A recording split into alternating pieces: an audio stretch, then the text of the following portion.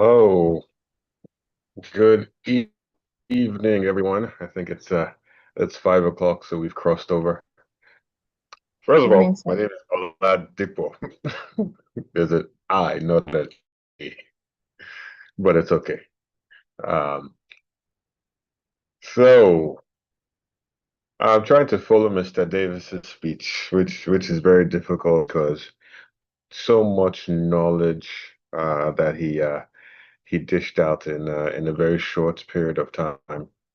But I'll try and ride on the back of it. I think first of all, congratulations to everyone. Um, it's a beautiful time. People getting into the student chapters, people moving from student chapters into sections. It's wonderful, and with what we've seen in the presentations from the SBI president, I think Africa and Nigeria specifically is vibrant, and in the next 10, 15 years, I think we're going to carry this entire organization with our numbers. But before I get into my address, recognizing the section chair, okay, Dr. Adetana, I hail you, and all the distinguished members from the Warri section, the Warri YP section, and all my student chapter leaders. Um, Well done for all of you, for all you do. SB needs you to continue to do what you do so it continues to thrive. But what I want to talk to you guys today is about becoming a professional, right? And that's where you're heading. And we have six rules I think are my golden rules, but generally six rules that have been synthesized. And I'll go through them one by one. The first is getting into the industry, being a professional now. There are numerous problems to solve. There are different ways to do it, but first, you have to have the ability to to channel your intellect and your technical ability to solve problems. You have to be that person that takes all you've learned from the textbooks, you visualize, and you convert it into problem-solving abilities. That is how you make your mark in the industry. The second thing is it's not what you do, or it's not only about what you do, it's about how you do it. Yeah, not selfishly, not arrogantly. You ask questions. You're just getting into this game. You don't know it all. You have teammates you work with and you share the spotlight with. Now, the third is how you sell your achievements. And when I say how you sell your achievements, people think it's, the fancy presentations, but no, it's your technical papers, right? It's your ability to document your work and journal your activities while you're doing it. So once you get to a point of completion of solution, you can present that work and people see the build-up in your work. It's okay to have solutions, but without showing the evidence that underpins the solution and how you've converted, the theory into actuality, then you might not get the results that you're looking for in terms of presenting it to management. Now, the fourth is how high you climb in your career, how far you go depends on your network. I'm fortunate to be a part of the SBE, which has helped me grow and move because it's a dependable network. I mean, we're all sitting here in Nigeria, and if I take maybe the top five names in the Nigerian oil and gas industry, at least three of them are SB people. I mean, I think Mr. Davis and I have discussed two. So one, I think he's our representative as our governance representative to OPEC, Mr. Adeyemi Bera, and he's actually the chairman of the board of governors. He's a former council chair, and of course, the NNPC group CEO is also a former SP Nigeria council chair. So it ties into what you will hear over the course of the year and what you've heard today. SB is a very, very vibrant organization and a great network that keep. And as Mr. Terry Palish says, the SB membership is like a gym membership. It's great to have it, but if you don't go to the gym to work out, you won't get muscles. So, so now that's my fourth. Now the fifth is we have to be dynamic and think. The way to solve problems yesterday and yesterday's solutions might not work tomorrow. There are a lot of disruptive forces that you guys can cope better with than I. I mean, I'm slowly pushing to the other side. I think I'm now closer to retirement than to my first day at work. Right. So for you, you're in the era where we're dealing with, digital transformation. We're dealing with uh, ESG being a factor, environment, social, sustainability and governance being a factor on what we do. You're dealing with the energy transition. You're also dealing with energy security, which is similar to the transition, but slightly different drivers. More factors coming in. So you have to think more robustly about how you do things and always have to pay attention to industry trends, which means reading the JPT, which means attending conferences to see what your peers and your colleagues and your seniors are presenting, even folks who come after you, right? Now, the last, but not the least, right? And I'll go through the first five again. Leveraging your intellect and technical ability to solve problems. It's not about just what you do, it's how you do it. How you sell your achievements matters. You know, how high you climb or how far you go depends on your network. And then yesterday's solutions might not work tomorrow. Those are five. But the sixth is something that you need to pay attention to at all times. People are always watching and testing. And when I say people, in this industry, the person who's going to give you your next opportunity, your next job, the person who's rating your performance, the colleagues who will nominate and vote you into certain positions are always paying attention. So you can't fake it in this industry. You can't fake being a team player. You can't fake being a nice person. You can't fake being successful. You just have to be all those things yourself. And if you're not, find the gaps and work towards it. And these will help you be a better professional. And why do you want to be a professional and stay in our industry? I'll tell you. At the moment, 80% of the world's energy still comes from oil, gas, and coal. You know, after 20 years of everybody talking about the death of hydrocarbons, we're still delivering more than 80%, right? And renewables, for all the luster and all the capital injected into it, hasn't crossed the 5% mark. So the oil and gas industry will still will still carry the energy industry. But the thing is, there's so many people in this world that don't have access to energy. So the demand for energy is high or continue to grow. Oil and gas still plays a major piece. And the renewables, even though it's a 5%, the drive is to increase. So if you're in the energy supply business, you're in the right business. And if you're a great professional that does all the right things, being in the right industry, then you're going to have a good life. So, ladies and gentlemen, I wish you luck and success, and I'll hand it back over to the moderator. Thank you.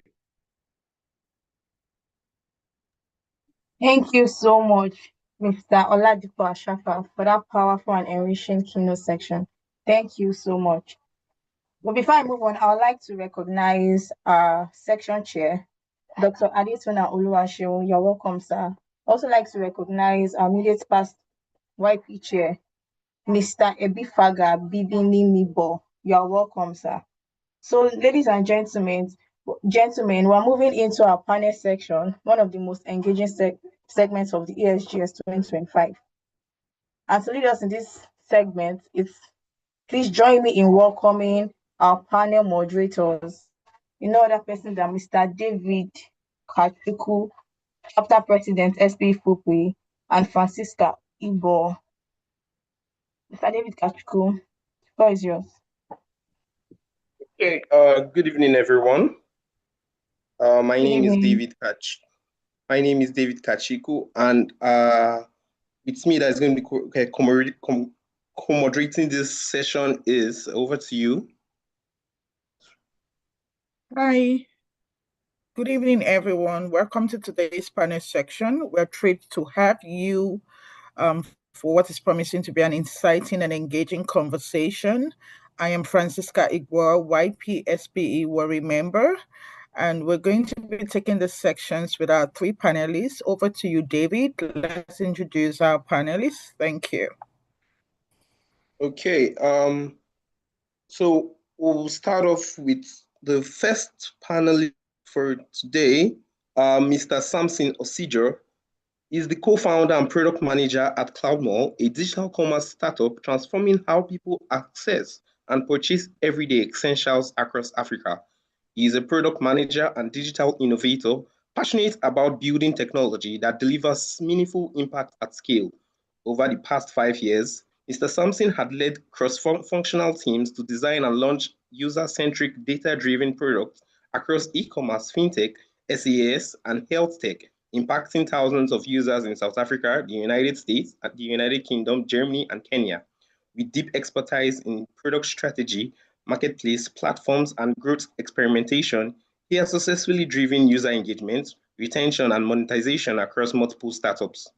Mr. Sampson's work focuses on leveraging technology, AI, and data to digitalize traditional industries, scale emerging markets, and create inclusive economic opportunities. His long-term vision is to build and support ventures that empower communities, advance innovation, and redefine how technology enhances everyday life globally. Please, with a virtual round of applause, let's welcome Mr. Samson Osijo. Mr. Samson Osijo, can you just say hello to us? Just confirm you're here with us. Hi, David. Okay. Well, welcome to have you, sir. Okay, let's move on to the next panelist. Okay, next panelist for today is Miss Peace Chukuka. She is a petroleum engineer with professional experience across upstream operations, process optimization, and business analysis. She has worked with organizations including NNPC EMP Limited, Network Oil and Gas Limited, Biovi Solutions Limited, and currently serves as a graduate trainee at Seplat Energy PLC. Beyond her professional role, Ms. Peace has actively engaged with Society of Petroleum Engineers, where she has served on the board as Assistant Secretary and currently co-leads SPKs, driving community impact initiatives. She has also contributed as a team lead for the Ambassador Lecture Program, inspiring students and young professionals in energy. Outside of work, Ms. Peace enjoys painting, networking, empowering the young generation, reflecting her passion for creativity, collaboration, and service. Wow. Please, with a virtual round of applause, let's welcome Ms. Peace Chukuka. Ms. Peace, can you just say hello to us? Let's confirm you're on the call. Hello, good evening. Okay, we're welcome to have you, ma'am. So over to you, Ms. Francisca, so you can introduce the next lineup of guests, panelists we have. Thank you so much, David, for introducing our guests on the panelist session. And finally, I'm going to be introducing Nelson Ogeneyero Peter. He's a forward-thinking petroleum engineer with a strong technical foundation and passion for sustainable energy development. Currently working with NSPC ENP Limited, he contributes to Nigerian upstream oil and gas operation while actively exploring innovative approaches to energy efficiency and environmental stewardship. Nelson is deeply invested in personal and professional growth, consistently engaging in technical training and leadership development initiatives. Known for his analytic mindset, integrity, and collaborative spirit, he's driven by a desire to create meaningful impact both within and beyond the energy sector. His journey has been marked by numerous recognition for excellence in volunteerism, community service, and organization leadership under his commitment to service and continuous improvement. With no ado, let's make welcome our panelist, Nelson Ogeneyero Peter, and please let us know if you're here with us. It's a great time to have you join us in this session. Thank you. Yeah. Good evening, everyone. Please confirm you can hear me. Yes, we can. Thanks for joining. Thank you. So over to you, David. We are going to be having this session co-moderating, we're asking questions. And on this session, we want to kick something light, and we're going to take it from our speakers one after the other. Samson Osijo, Peace, Jakuka Ogana, your Red Peter in sequence. And over to you, my moderator, Kachiko. Let's start with you while you ask the first question to Mr. Samson Osijo. Thank you. Okay, thank you so much, Ms. Francisca. I'll take it from here. So the first question for the day is going to be going to Mr. Samson Osijo. Mr. Samson Osijo, can you just give us a sign if you can hear me? Yeah. Okay, so the first question, as a product manager and digital innovator, what advice would you give to students on developing user-centric products that meet the needs of diverse markets and communities? Okay, yeah. Thanks, David. First of all, big ups to Mr. Ola Davies and Mr. Ladipo. Their keynote was really strong, and I really learned from that. And my greetings to every SP executive on this call. So yeah, down to building user-centric products. So first of all, you need the technical skills based off the industry you're building for. That's like critical to building at all, right? And the first step to building any user-centric product is being obsessed about the users, right? So you have to empathize with them. You have to understand what their needs are, right? And what the problem that they're trying to solve is basically. So that's like understanding what the problem is from the first principle. You put yourself in the shoes of the users to understand what they are going through, their emotions, and their motivations to like want to solve this problem. That gives you the right framework to think through how you can take them from where they currently are to what their dream product really looks like, basically. And secondly, you need to have a good context of the market, basically. So there's the cultural bias of the market, the regulatory framework of the market you are building in, the way the users in this market also interact with technology, basically, and whatnot. So basically, you have to like have a very good understanding of the market, basically. So you are relying on existing data, and you are trying to like figure out things on the go by both quantitative and qualitative data on the market and on the users also. So with your technical skills, you're able to bridge the gap of where the users currently are and where they want to be, and your understanding of the market you're building basically. So for example, the way you build a payment solution in Nigeria is entirely different from the way you build it in the US, right? So in Nigeria, you just get a license from the CBN and then you can work across Nigeria.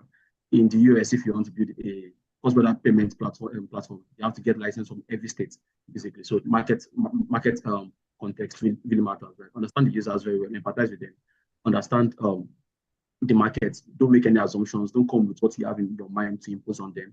Just understand them from first principle and use your technical skills to bridge the gap between where the users currently are in the market and where they really want to be. And the last step to that is testing frequently, right? So it's called like an agile framework where you're iterating on the go. You're not waiting to be done before you now test. As you are making incremental progress, you're also testing on the go to see, does it work, does it not work? And you can make changes incrementally or immediately, basically, before you now get to the final product, basically. Thank you.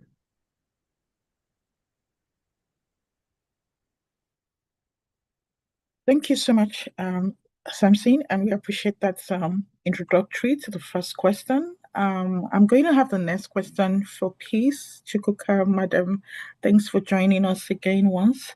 And a light question will be, as someone who actively bridge academia and industry, what's the top skills you have found most valuable in translating classrooms learning to reward problem solving in the energy?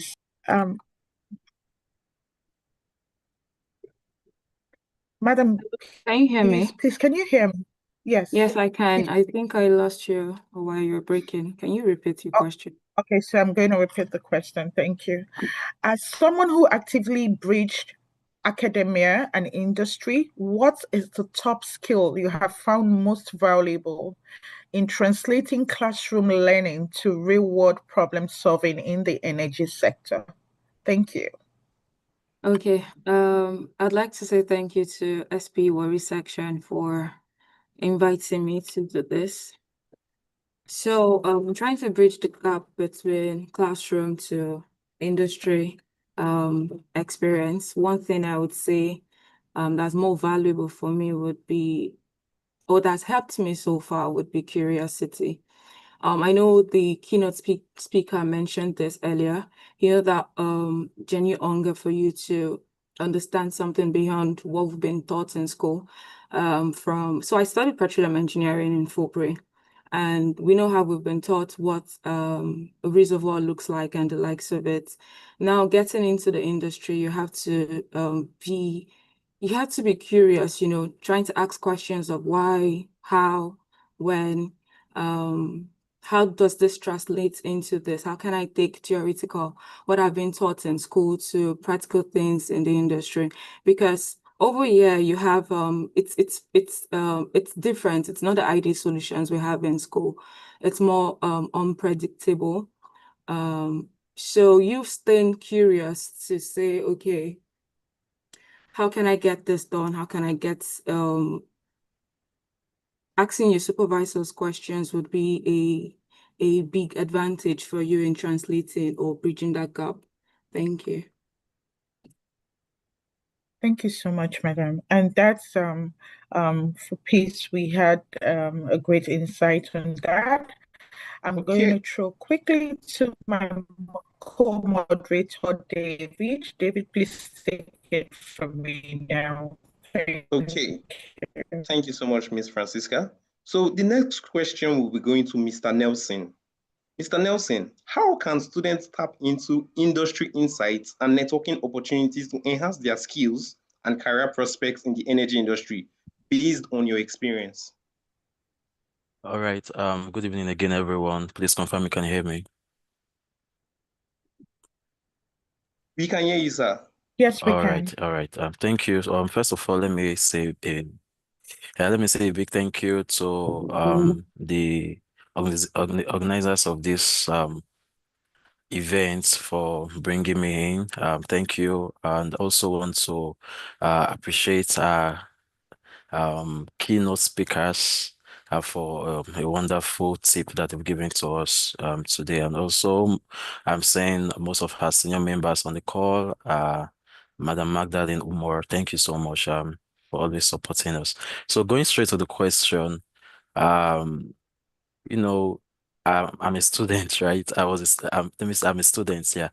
We don't finish learning. Yeah, so even though this is an annual student graduation ceremony, I believe it's one that tries to prepare students that are graduating for the future, right? And we always have to be ready to face the future, even though you've graduated or you're still a student. So I believe we still have students on the call that are not maybe final year students. So I believe this question mostly will benefit them. So um how do you bridge that gap? Right. So I would like to say to everyone here that you first of all need to be actively engaged, yeah, in the professional organization. And I think that's not a problem for most of us here because we are already in SP, but there are a lot of national and international organizations that you can be part of to learn, right? Joining professional organization give you the opportunity to express yourself, give you the opportunity to learn from industry leaders, right? There are a lot of things that you will not get from the school, just like Peace said. Yeah, so we attended the same school, so I can relate to what she was saying, right? So you won't be able to get everything from the school. Now you are leaving the school, um, you are still a student, right? How do you bridge that gap? Because I don't really believe that you need to graduate before you start seeing these things because it shows a failure in our educational system But right now, you still have the opportunity. You are part of SP. You are attending conferences. You attended NICE, and you see a lot of things going on. You attended a lot of paper presentations, and your minds were blown as a person. I think the first time I attended NICE should be 2017 or so. And funny enough, my main purpose of attending that program that year was basically to seek information for my final year project, and that was my major focus. I was scavenging all the companies, trying to ask questions, right? So this is one of the opportunity that you get by joining professional organization and attending industry events. So another thing I would like to say here is that you need to leverage your LinkedIn and your online platforms, right? So there are a lot of online platforms out there that you can join to get information. If you are a big fan of LinkedIn, which I think you should be, you need to leverage that. You need to follow people that post important content and you learn from them. And also try to stay updated with people that have employ the career path that you're trying to navigate right now. Try to see what they do. The first thing I do most times is when I go to people's profile, I try to see the certifications they've gathered, how they were able to move from the first job they got, right, as maybe graduate engineers or maybe interns, and how they progress. Try to see progression, try to study how people have done this thing, and it will be a great step for you. Then most importantly, like I always say, always make sure that you are volunteering, right? So when you're joining these organizations, you are going through LinkedIn and you're attending these events, make sure you are volunteering, because that is the best way for you to get something out of everything, right? So if you are not actively volunteering, you will just be a partaker. You're just a passerby rather. You're just there seeing everything that's happening, but you're not being involved, right? So try to volunteer, try to seek opportunities to do something, try to reach out to your leaders and ask them to involve you. Always, in the recent words, we always try to shout, involve me, right? So try to always speak out, and so that you'll be involved. Thank you. Thank you so much, Engineer Nelson. That's a great one. We are going to now take the next question, and this is going to Mr. Samson Osija. The next question for you will be, I hope you can hear me. You have led cross-functional teams to launch successful products. What skills or qualities do you think are essential for students to develop to succeed in product management and digital innovation? Thank you, sir. Okay, yeah, thanks so much. So first of all, I would say you need technical skills of the industry you're working in again, right? Basically, so if you're working in the fintech industry, you need that expertise. Want to know the tools that are available to you and how to like use them in building any solution. So technical depth is like number one. Secondly, I would say data-driven decision making, right? You're trying to like build a product and then you have a lot of data and you're trying to like figure out what makes sense, right? So you have to be able to like analyze data, see where they are leading and see where they are pointing, and not just to make inferences based off what you think or what you feel, basically. And I would say problem solving instinct also. How are you able to like build frameworks around solving that problem specifically? And how are you able to build frameworks around building that so, solution? Like, are you able to think from first principle and whatnot? So I think I would say those are like the three main technical skills that you need in building this product. So first of all, your technical skill in that industry, data-driven decision making, or your ability to like make sense out of data, and your problem-solving instinct.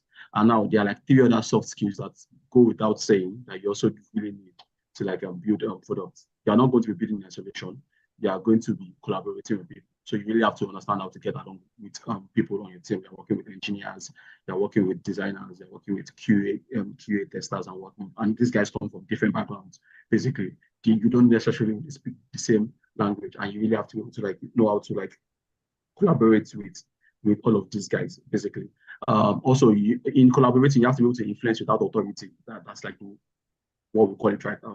a couple of these guys are your colleagues, some of them are your superiors, and you're just on the same team. And if you are the PM in that room, even though you have a senior engineer on that team, you'll most likely be leading the direction of that project, and you have to be able to influence them without authority. And one major way you influence that authority is showing them where the data is leading. Right? We will not lean to anybody's bias. Right? We will lean towards where the data is leading, and that's like how you influence without authority, basically. You also have to be able to be resilient, right? Again, it's innovation, right? So it's messy, right? It's probably a part that no one has charted before, right? And you really have to be resilient. And these are skills that you would really pick up from getting engaged in SPE activities, right? Going to conferences like NICE and whatnot. You have senior engineers of like 10 years, and you are probably a student and you're trying to like communicate with them, and you're trying to like figure out how to do that, right? Properly. So when you keep going to ALPs and all these conferences, you just figure out that you get better at communicating and talking with professionals. Also, when you get engaged in student activities, right, you are talking to students from year 1 to like year 5, and at the same time, if you're in leadership, you're also trying to talk to alumni and whatnot. You're just able to like get all of them on the same page as to what your chapter goal is and whatnot. So I guess for me, getting engaged in SPE activities on campus really helped me build a number of these skills pretty early, basically. So yeah, I think that's the mix of technical skills and soft skills that you really need to like build this product. Thank you. Thank you, Mr. Sampson. And over to my co-moderator, David Kachi. Please take over from me. Thank you. Okay, thank you so much. So I'll be moving over to the next question. This question will be directed to Miss Peace. Ms. Peace, with roles at NNPC, Network Oil and Gas, and Seplat Energy, you've seen different facets of the industry. What's one key lesson from these experiences that helped you turn academic knowledge into tangible industry impacts? Okay, thank you, David. Let me share a quick story. I remember during service here, I worked in a process facility, and then I noticed that the data collection process there was done manually. And then you have like, I don't know if some of you know what we call FLM, which is first line maintenance, where you carry out routine checks on all of your process equipment, separators, compressors, and the likes of it. But then it was done manually. I didn't just see myself as just a core member in that facility. I remember pushing my supervisor to tell him I could create an Excel sheet or automate Excel sheet for the whole year, where all the operators could come in and input every values that had been taken in the facility. This would help us prevent loss of data, right? So that's problem solving. In essence, all of this just made my supervisor trust me more with responsibilities. That gave the lesson I would take out from this would be ownership. You feel you're a student at the moment, and then what value do you bring to the table, or where would you certainly fit in after school? It's one of the questions we definitely would ask ourselves. I think I did ask myself at that point. But then every internship or every position or volunteering experience that you take during, I think most of you would be transitioning into service year. Whichever place you find yourself in, try to own up tasks, take initiatives on it. While you do that, you're seeing yourself as not just a student or not just a core member, but also a valuable member of that system and a good contributor.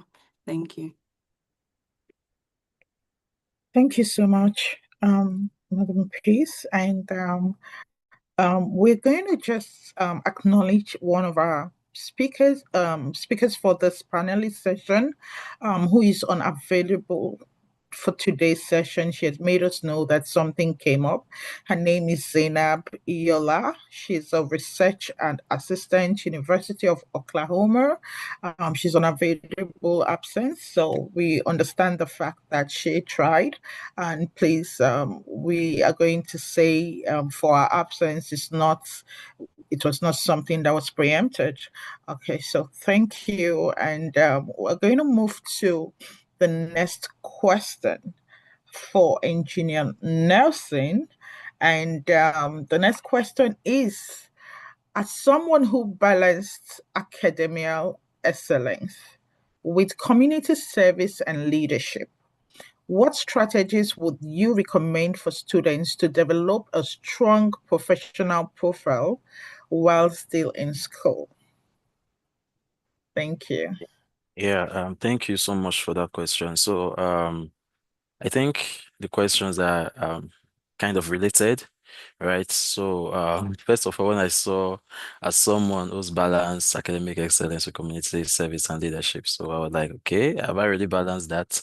We are still doing our best, right? But one of the things which I think is very key as a student that you need to get is balance. Yeah, is balance, right? So I'm not the type that would tell you that don't go to school and focus only on your academics, go out there and try to get other things. Yeah, it's not your academic is not the only thing, giving you stories why people who are focused on academic, they came out from school and they have nothing to show for it. No, that's not the truth. The truth is that the reason why you're in school is for your academics, right? So I will always tell people to make sure you prioritize that, right? So, but don't let that be your only focus. So when you advise people in such line, you should always try to make what is important, right? So we don't make them feel the academic is not relevant, right? That's the reason why you're there. So prioritize your academics first of all, right? But don't let that be your only focus. That was what I would say. So how do you balance this? Right? There are other aspects of life which are key, right? You need to develop yourself, your leadership capacity, right? Your ability to give back to the community, and that's the place of service, right? So as a student, you need to take up leadership roles in the organization. Right now, you are in a shafter in your school. You are maybe doing one thing or the other. Try to seek for that opportunity. Like I said earlier, try to get involved, right, in the projects. Right, try to know how you can help. Try to see how you can make things better. Bring up new initiatives to make your local chapter to make it progress to the next stage, right? So there are some things that you wish your organization is doing right now. So you don't need to keep them to yourself. You only have to speak out. You only need to share those ideas and collaborate with other persons in that team to make sure that you are building yourself. And while you're doing that, you are giving back to the community. Yeah, you can maybe even start something new, something that has not been done before, maybe something related to your passion, right? Maybe an energy club or something.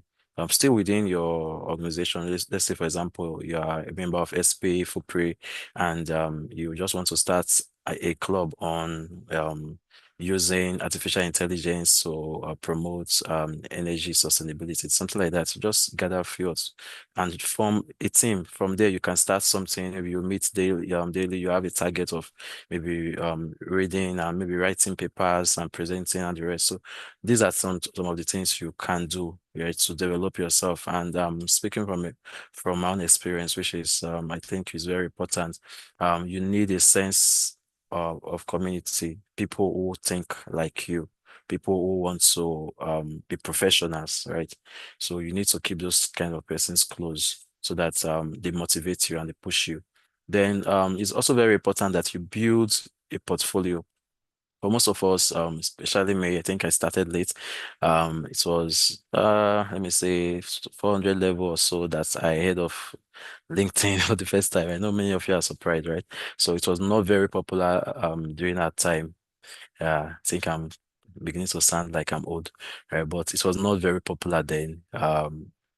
You say LinkedIn is basically for those in the industry. Students don't really have much to do there.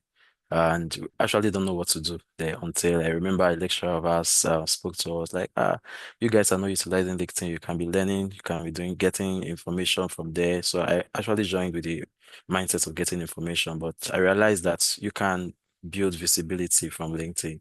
You can you can get mentorship from LinkedIn, right? So there's a direct mentorship, there's an indirect mentorship. You can follow people and learn from them actually without even speaking to them physically. So you need to build a portfolio, you need to develop your achievements, right? You need to put yourself out there. You need to create a presence. Let your impact be felt. So these are some of the things I would recommend for um students. Okay, let me before I lest I forget. I think one important thing is you need to seek for opportunities, right, to build your experience. So the fact that you're a student does not mean that you cannot build your experience. And when I mean experience, these are experiences that will be relevant to you later when you graduate from school. So you need to either internship or maybe any maybe you're volunteering by trying to help a senior colleague or an industry person. You can just meet an industry person. I remember then when I had to reach out to some few persons and I told them, please, anything you think I can do for you, this is what I can do. Please don't let it pass me. I am available to help you to do some documentations, to do one or two things. And when you have out there like that, they remember you, they give you some things to do. And in doing that, you may not really grasp the whole idea of everything, but you are learning, you're building yourself, you're building a work attitude, right? To be able to, because most of the time it's not all about the technical experience. There are a lot of things that you learn. Communication, right? You learn how to work with a team. You learn how to keep to deadlines, right? You learn how to be disciplined. These are some of the things that are very important. And every opportunity, no matter how little, is key in building you into being that person that you aim to be. Yeah, thank you.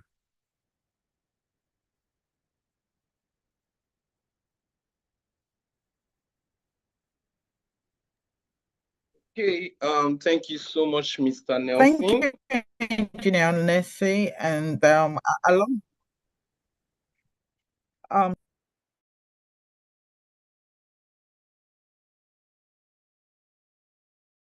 David, please over to you. Take the next question Okay, from so thank you. So the next question will be directed towards Mr. Sampson. Mr. Sampson, your vision is to empower communities and advance innovation through technology. How can students contribute to this vision and create positive change in their own communities?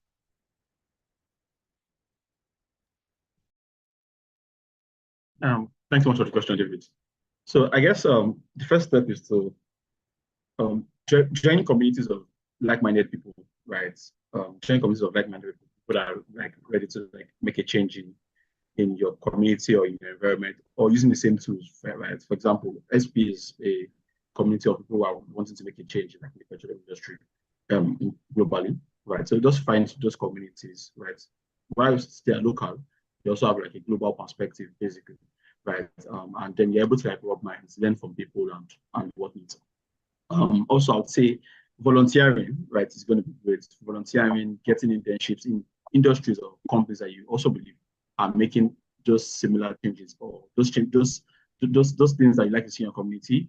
And let's say industries where you intend to make a major change, right? You can make a change in the petroleum industry, for example, trying to like get into maybe an oil servicing company by just trying to like build your skills, technical skills. Definitely, you build technical skills there. You would network also, right? Like Peter already said, which is very integral to professional development, right? You will network, you would learn from those that have like walked these paths ahead of you and like know what to do and what not to do, right? Also, I would also say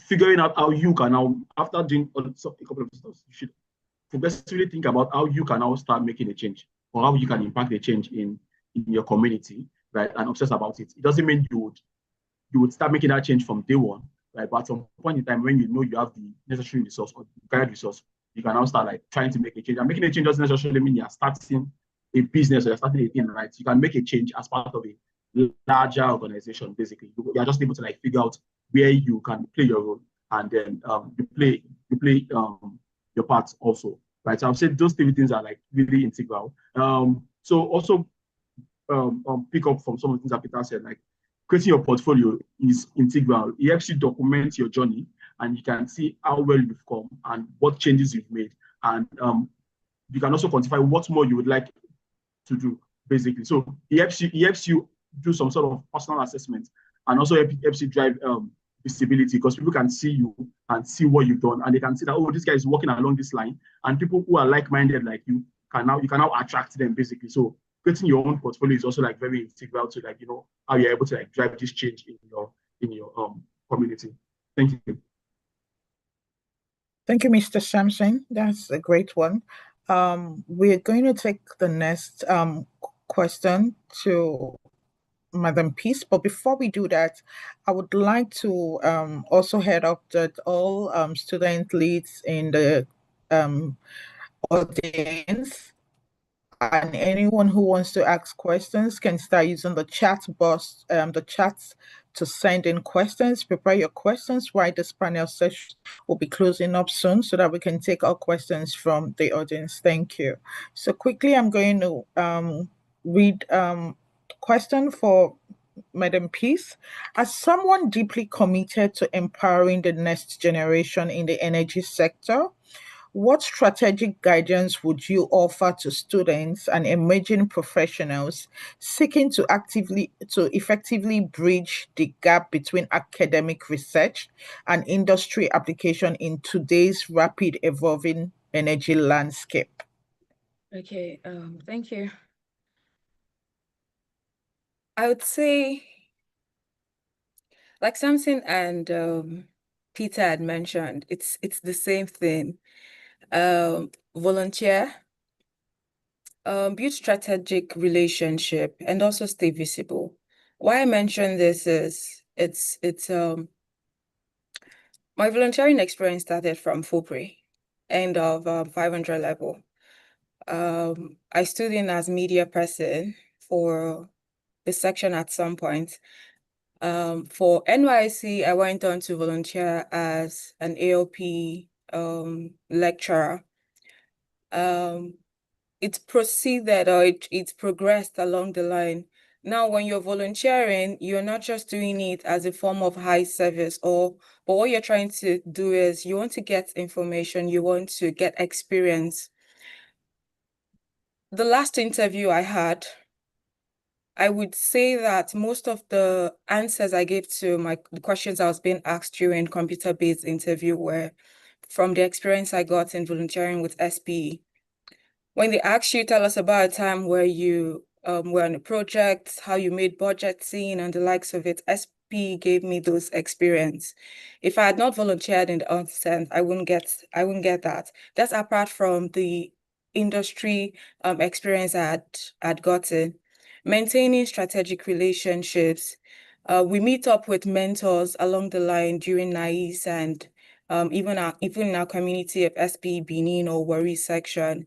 You'd have to be more intentional to maintain those relationships with them. One thing I do that I got from a supervisor along in 2019 was to send out monthly messages, as simple as it is, was to send out monthly messages to a list of people. This includes my supervisors, my colleagues, and then even mentors at large. Down to date, I still send them monthly message. So just keep connected, still connected with them. This helps you maintain your connections with them and even your what's called your network, because they would help you along the line. Whenever you're lost at a point where you need to get some information about or clarify things about the industry, you could call and put a call easily across to them. You don't seem or sound like a stranger again to them. So that's pretty it. Volunteer, maintain strategic relationships with them and stay visible. It helps us. Thank you. Thank you, Madam. That's a great intro to volunteering. It does a whole lot. Thank you. And so over to you, my co-moderator. Please take it up from here as a wrap up this question. Okay, so for the final question, it will be directed towards Mr. Nelson Peter. So, Mr. Nelson, With the energy sector evolving rapidly, what emerging trends or areas should students focus on to stay ahead and make a meaningful impact in the industry? Yeah, thank you so much, David. Yeah, so when we talk about the energy sector evolving rapidly, right? And as a student, I've always had this concern. Like I studied petroleum engineering and I actually want to work in the industry, right? So the energy sector is advancing and you hear things like renewable energies, which is like the focus currently.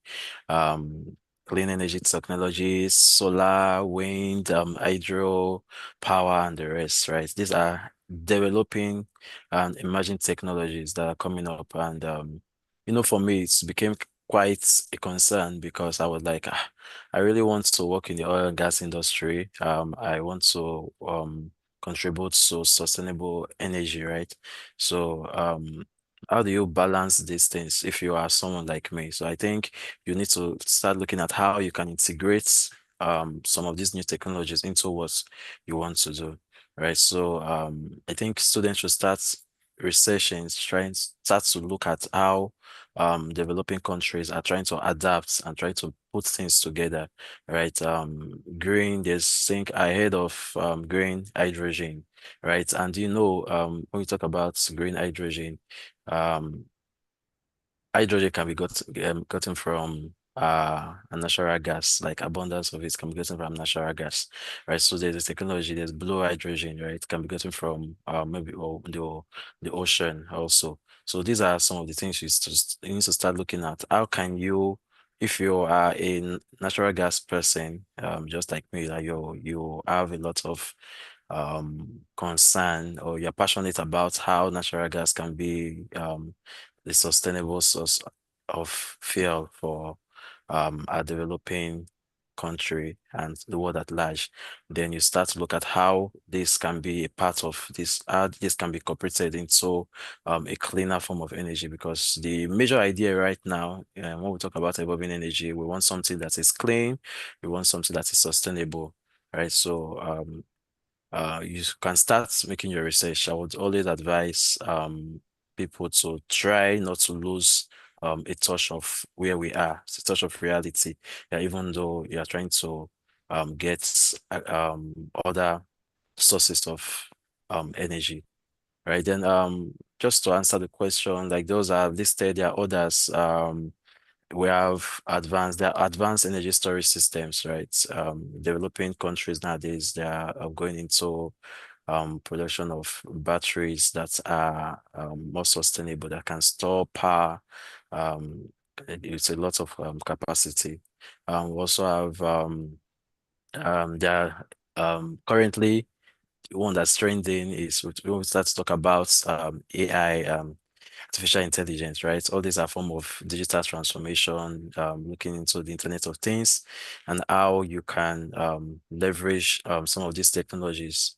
And one important one I would always say that is key to both the developing energy sector right now and where we are is data analytics, right? Data analytics is very important and it can be harnessed and applied, right? So every career that you find yourself. So you should start looking into that also, try to see how data analytics can help you to build sustainable solution for the oil and gas industry and also other cleanup of source of energy.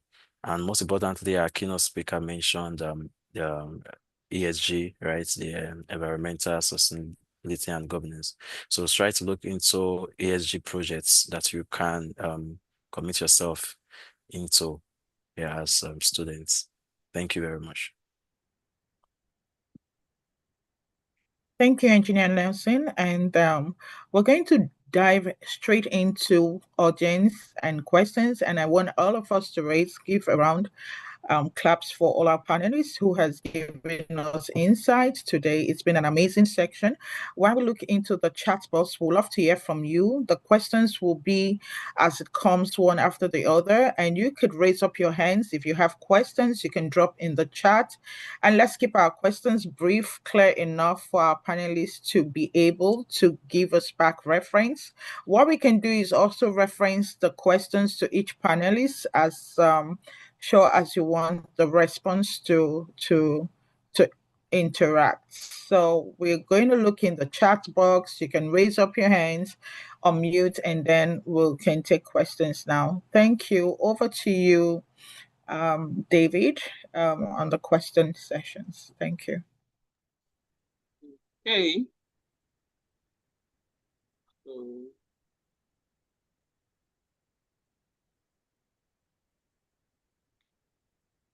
okay, so like my co-moderator said, you can just kindly drop your messages, your questions in the chat box, or you just raise up your hand, then unmute and you ask your questions.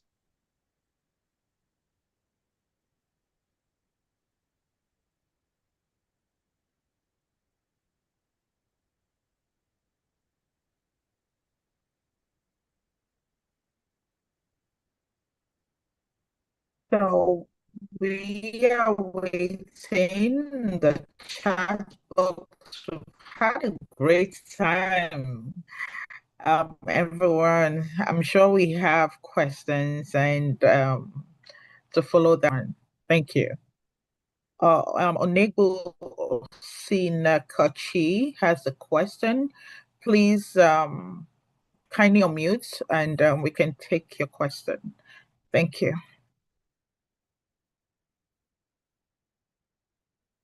Yeah, thanks a lot. I really appreciate the panelists. I learned a lot. Sorry, am I audible? Can everybody hear me? Yes, we Yes, can we hear can. you. Sorry, I don't know if you can hear me. Okay, We can yeah, hear yeah. you. I was giving my appreciation. Okay, yeah, I was giving my appreciation to the panelists. I learned a lot. But I wanted to I'm not directing it to anybody in particular, but my question has to do with the issue of technical skill and acquiring certifications as students. So I wanted to ask the panelists, are there certifications or aside the skill, yeah, we can learn the skills, but like are there certifications we can get as students or yeah that can make, let's say, our application or just make us stand out among our peers? Like what are the certifications we can acquire during this our own student phase that would help us stand out among our peers? I mean, okay, like if you have a niche now, probably you are much interested in probably exploration, production, or whatever, reservoir management and the rest. Are there certifications we can acquire that the cells have proved that okay, yeah, this person actually learned this stuff? If we're saying yes, is there any way you guys can enlighten us on how to navigate that pathway? That's just my question. Thank you so much, Osinachi. We're going to let Engineer Lanston lead the response to this question. And after that, we'll look into the other panelists to add to that. Thank you.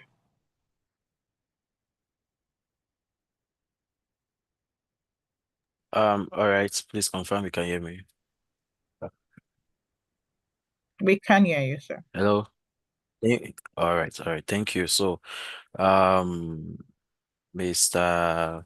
Sorry if I can't get the name. So your question is certifications you can get as students or help you stand out. Yeah, so there are lots of them, of course.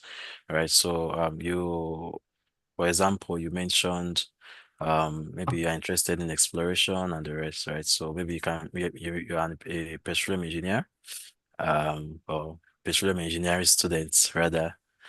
Yeah, so you can get certification in drilling, right? As a drilling engineer, think you can, there's an IWCF certification you can get. You don't need to be a graduate before you can get that, right? IWCF is the International Well Control Forum. So you can just Google online, right? IWCF. and start a course on it. It's free, right? You get certifications on that. That can keep you ahead, right? Then you can also get certification on project management as an engineer, or maybe just a student. Don't really need to be an engineer. How to manage projects, can do get a PMP certification. If you have the money, if you don't, you can just do courses. There are simple courses that you need as a student. It's understandable, right? You can go to Coursera, you can see there are all online platforms that you can get certifications, right? Just make sure it's related to what you are doing, right? If you are more inclined in safety area, you can get HSC certifications, which is very important as engineers. So there are lots of them. Make sure you are getting the right certifications, and I think to be sure, it's better you have someone guiding you. So maybe you relate how your passion, what you want to do, what you are studying with the person, and they can give you better advice on the particular ones that you should go for. But for the question, there are a lot of certifications you can get. Thank you.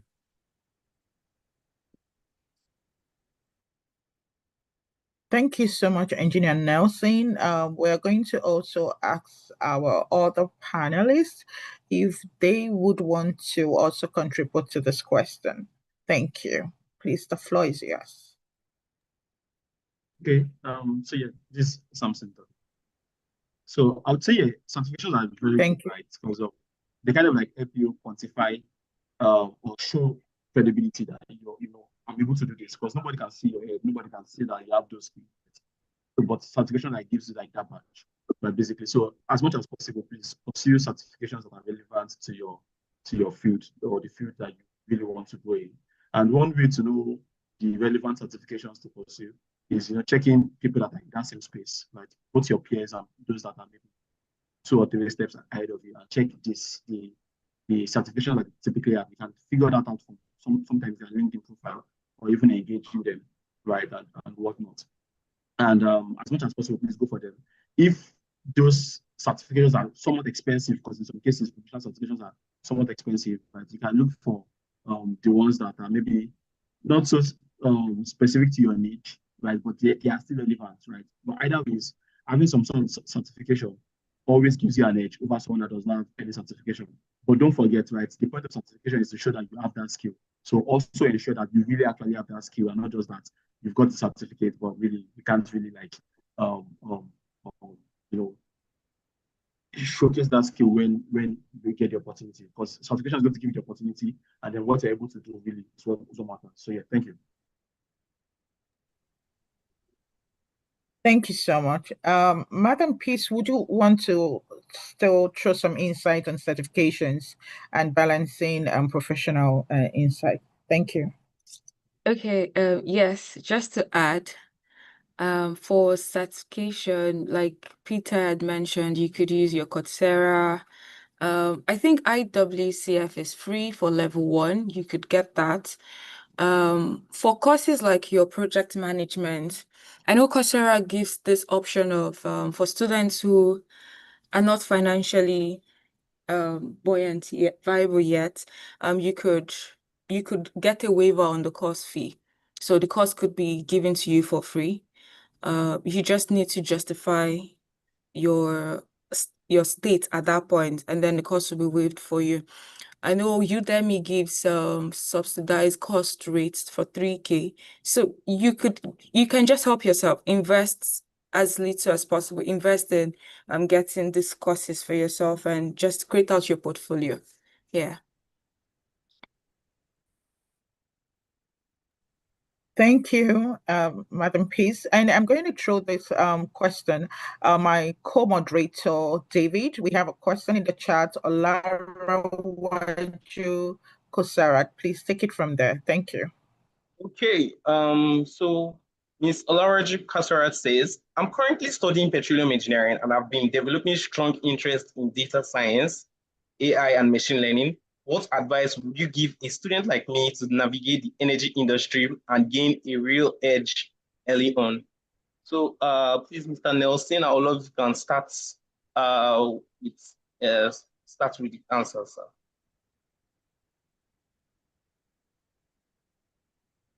Okay. All right. Yeah. Thank you. So this is a lot relatable, right?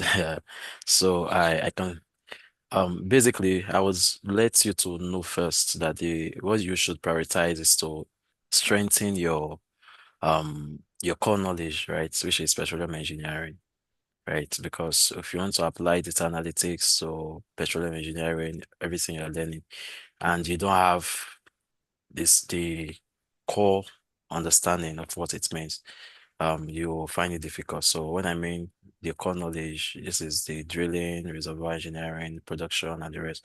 So have a core understanding of what it is. Then from there you can start seeing how you can apply these tools, right? So think basic data analytics tools, which I think are very important, and especially those in the reservoir engineering area, Python, right? If you learn Python, you can be able to apply it, right, in use it for data analysis, right? You can build solutions using Python, make things easier for yourself, right? You can I think it's very important to learn data visualization tools, because most times as engineers we focus more on how to get the results, but we really don't know how to share it, right? How to share it to the public, how to visualize it. So you can learn some data visualization tools, very important. Power BI, Tableau, and the rest.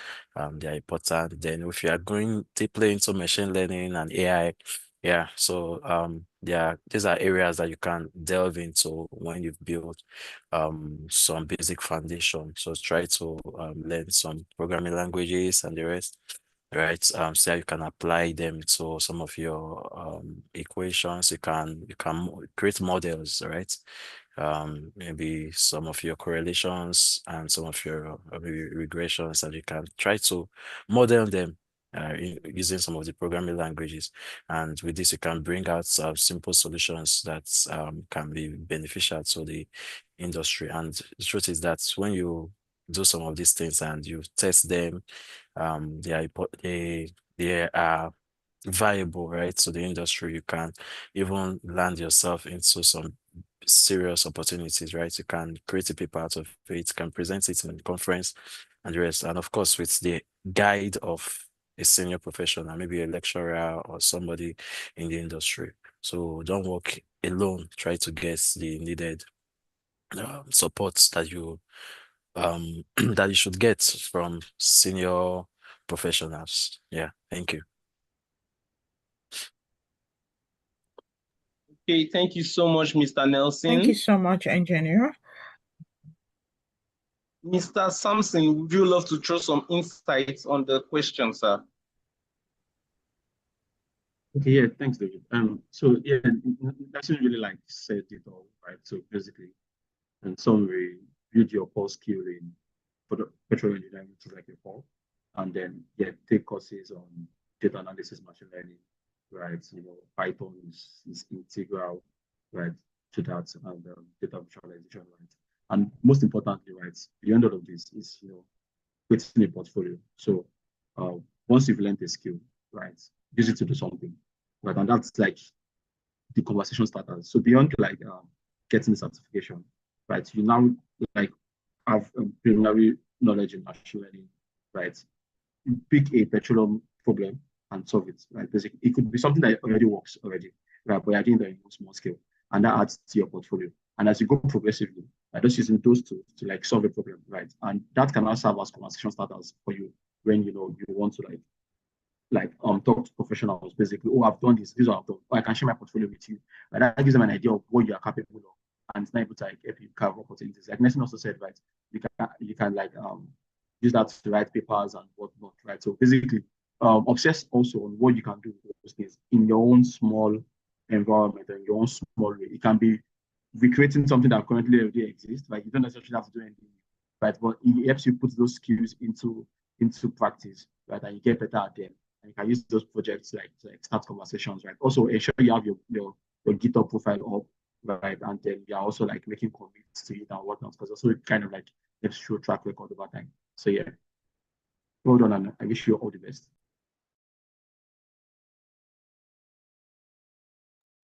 Okay, thank you so much, Mr. Sampson. Miss Peace, would you love to say some words on the question?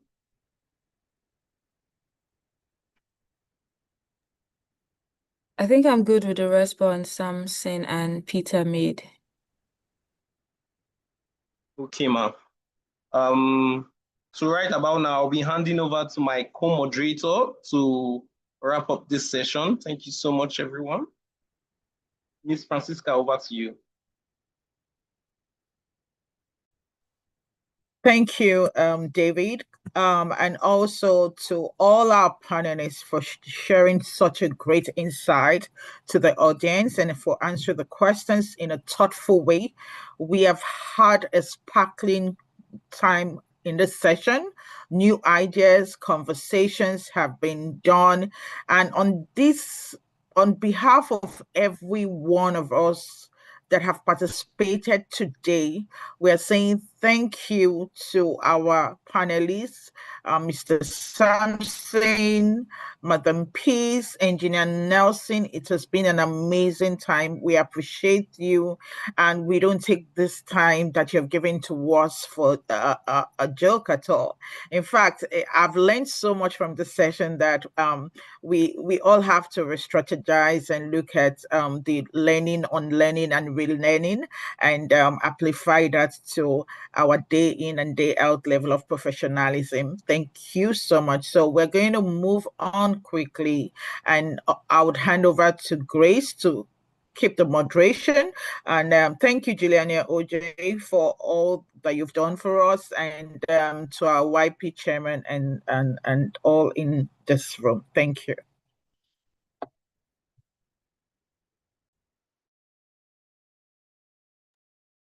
Okay, thank you so much.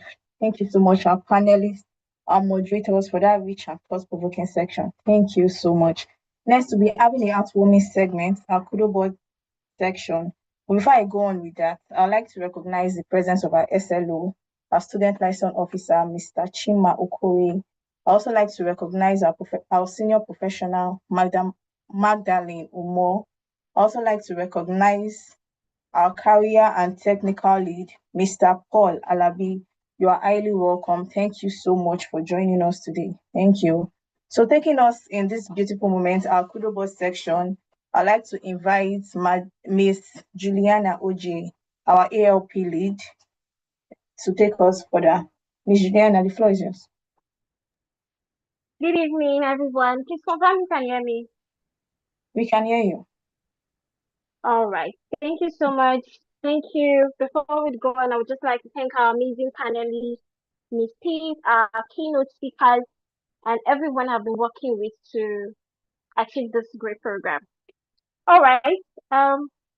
This program is the Kudo Board session, and this session is very important to me because these graduating students are people. Most of them are people I've been working with at different points of their SPE journey. So today, seeing their growth, seeing them transition from students to YP is something that fills my heart with joy, right? So today, I will be sharing the Kudo board display. And before we start, I would like to give a big shout out to Mr. Ebi, our past YP chair. He made this subscription of this Kudo board successful for us to do that. All right, please confirm you can see my screen as well.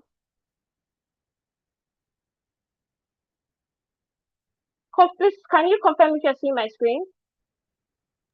Yes, Yes, we can Juliana, see we your can see screen. your screen. Okay. So I will be taking some of the memories, some of the moments from our graduating students. Okay, so this is from Isaac Oroye, and it says, "My SP volunteering journey. SP, indeed, it's a society of petroleum engineers. He says he felt love as a member, growing to become a volunteer, and even more love as an ESCO, serving as the membership chairperson in Novena chapter. Okay, he said, during my university days, I would say SPE was like a home, a place where exposure was at its peak. From various excursions to places like the Nigerian Gas Infrastructure Company, NIGC, NNPC, to several resourceful meetings. It has a felt purpose in creating value, not just for SP, but also for society. He's grateful for the great experiences he's had with the team through the good days and the challenging ones. He stood firm, and in the end, there was light at the end of the tunnel. He truly appreciates SP for their wonderful work and for acknowledging the efforts through his different awards he got, heartfelt words, and so much more. So it's indeed an honor to serve SP. Thank you so much, Isaac Ori, and congratulations. All right, moving on, we also have another entry from Awafia Jennifer. She says, my volunteering journey with SP has been one of growth, confidence, and purpose. An amazing journey, I must say. Serving as the director of community engagement brought me out of my shell and pushed me out of my comfort zone, helping me discover what I'm truly capable of.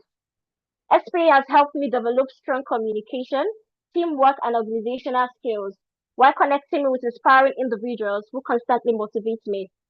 This experience has shown me the value of service, expanded my network, and opened doors to opportunities I never imagined.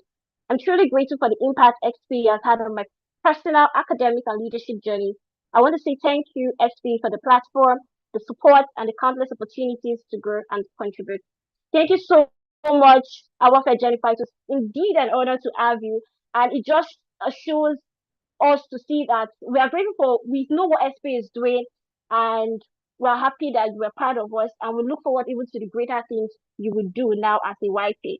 All right, this is from one of our very own Ebi Bobomire Victory Bobomi. She also happens to be the current co-lead of ALP for the session. She's my co-lead. And she says, when I look back at my undergraduate years, one chapter stands out boldly: my journey with SP Section 104. It was more than an association to me. It was a training ground, a family, a movement, and a mirror that showed me the leader I never imagined I could become. Okay. So I joined SP as a young student, trying to understand where I fit in. I didn't walk in with a clear path. I simply walked in with curiosity, and SP did the rest.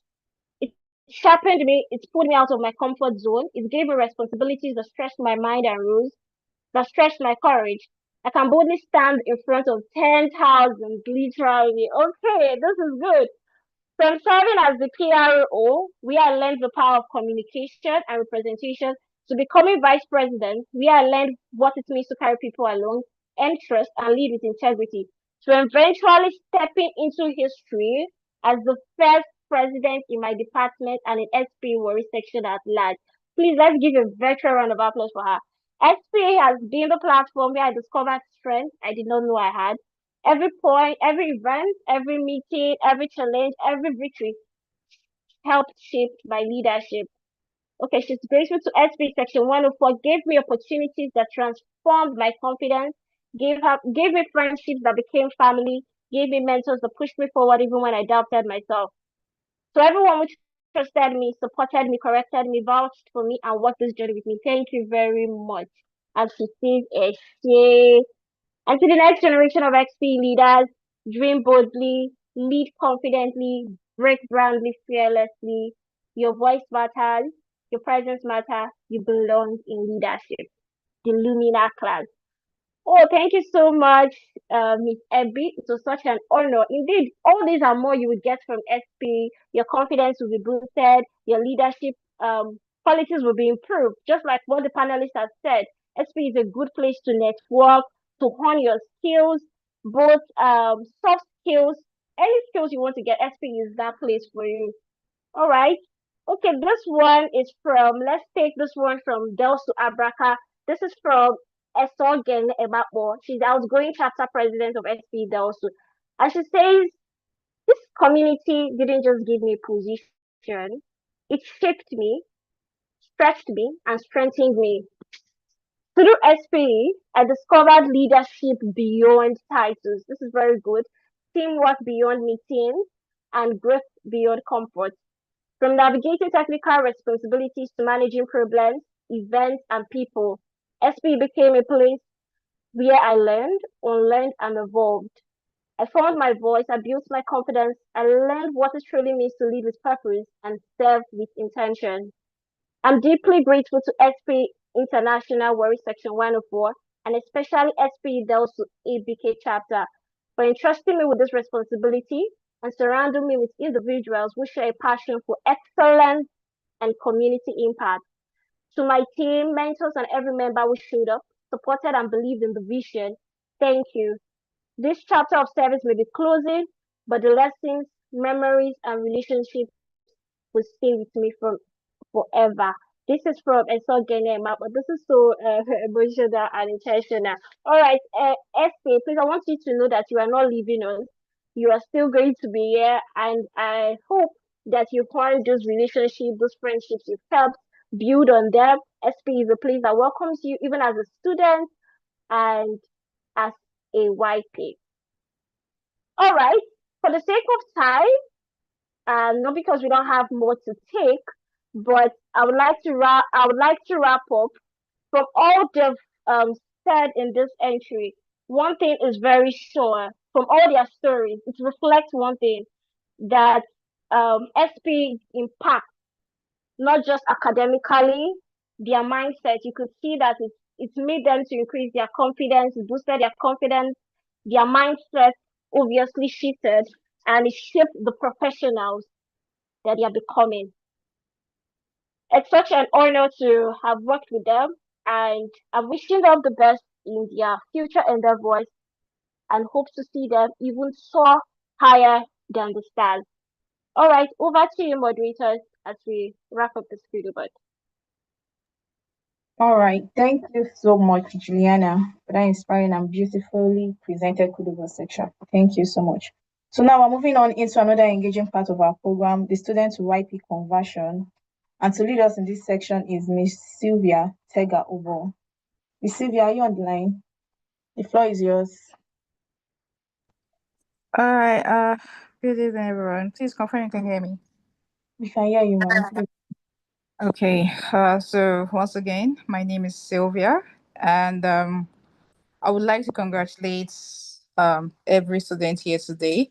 You have worked really hard to reach this point, and today's theme, which is turning academic knowledge into an industry impact, reminds us that your next chapter is about to begin. So, and graduation should not just be the end of your SP journey, it should be the beginning of your professional one. And as a student member, you learn, but as a young professional, you belong. You become recognized as part of the industry.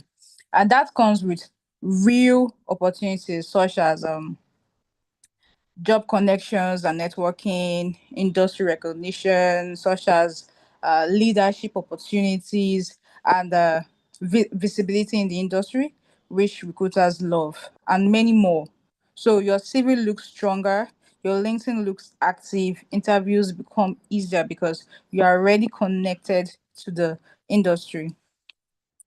So, if you have not yet converted from being a student to a young member, to a young professional rather, I would like you to quickly go to your portal now and update your graduation date and also update your contact information.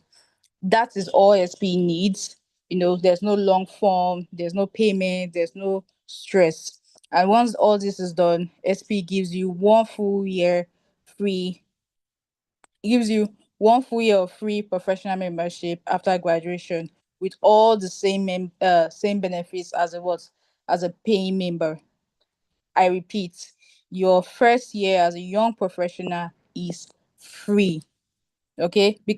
And also another thing is that SP understands reality. Not everyone gets a job immediately after graduation. So if after your free year and you still can't afford membership dues, you can also request a fee waiver, right?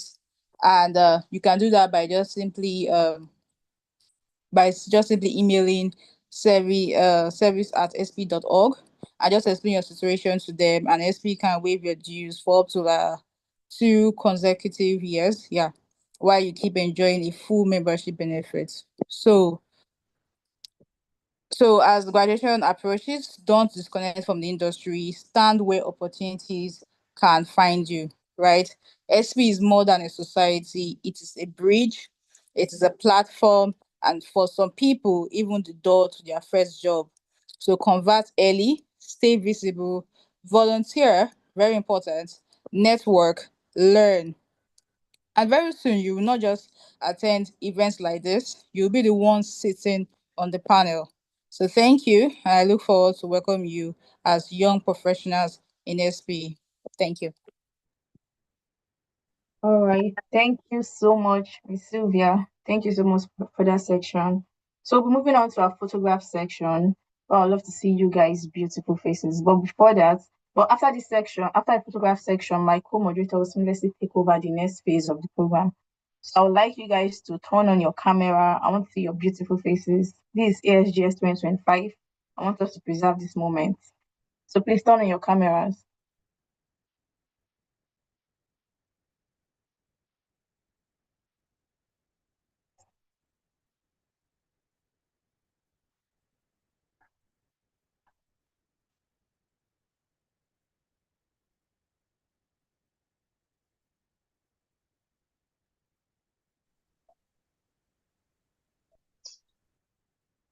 David Kachuku. Please, I'd like us to turn on our cameras.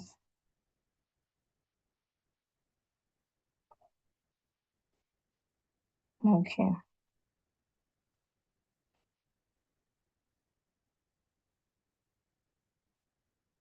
Just give me a second.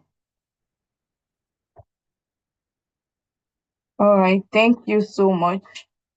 Thank you so much for joining us today. Thank you so much.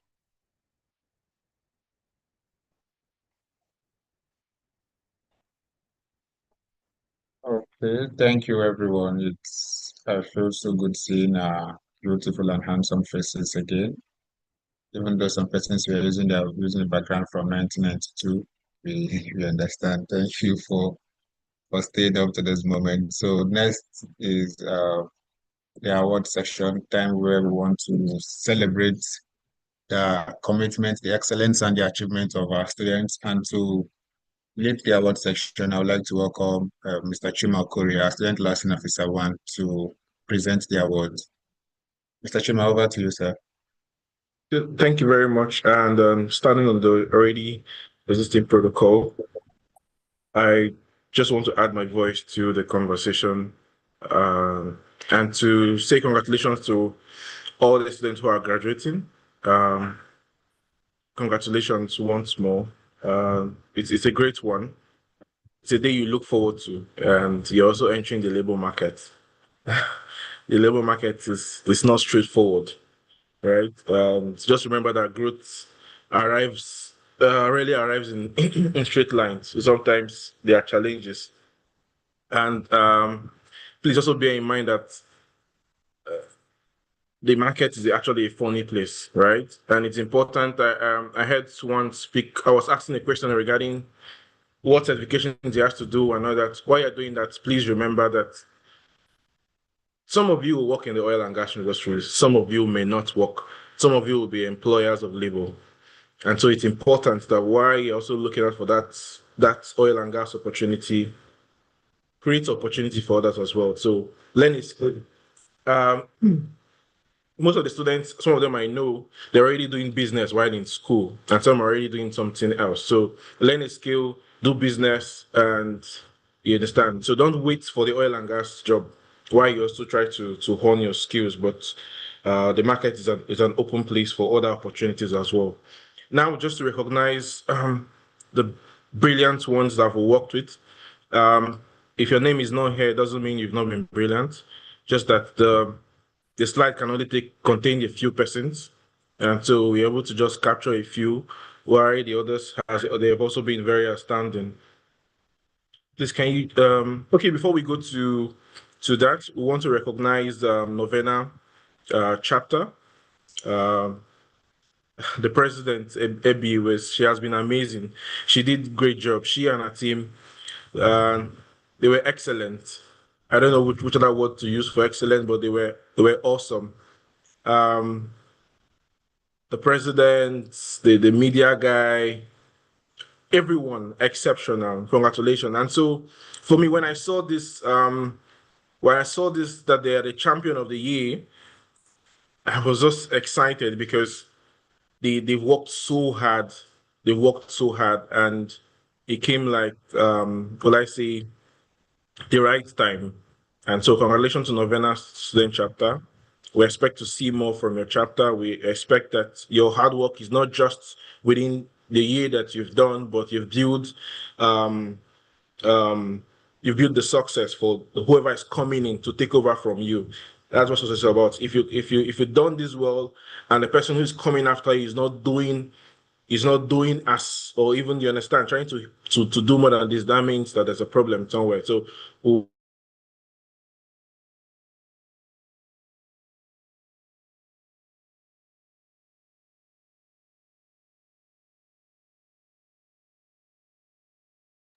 Yeah, Mr. Chuma, if you are still speaking, we cannot hear you.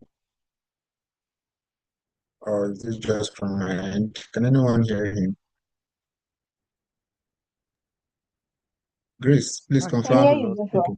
Okay. No, we can. I think we lost him. I think we lost him for a Okay. second. Okay. So Oh, while we wait for Mr. Chima to rejoin, um, Julian, I kindly confirm we can go ahead to the rep your chapter context while we wait for him to come back for the award. all right. I guess you can go ahead, please. Just Okay. let them rename themselves. Thank you. Okay.